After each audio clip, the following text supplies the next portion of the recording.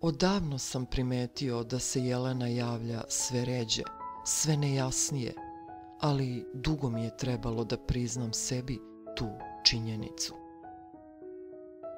Da to ne bih mogao učiniti, ja sam se zadovoljavao sa malo, sa sve manje, nadajući se uvek višem. Tako sam celo jedno leto živeo od jednog nerazumljivog i munjevitog viđenja.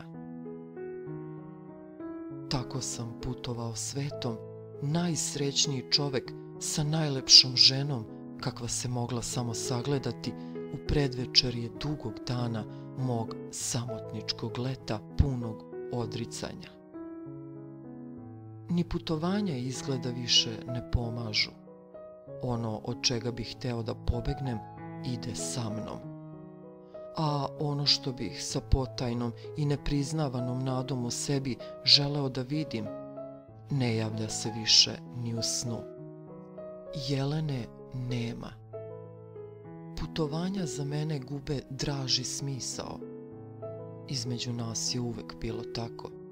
Kad je nema, onda je nema kao da se zaista više neće pojaviti. A kad je tu, onda je prisutna tako kao da je najprirodnija stvar na svetu i kao da će doveka ostati i bez promene ostati tu. Ali sad mi se čini da je to bila obmana samoobmanutog čoveka. U stvari, ona i ne zna za mene, a ja samo za nju.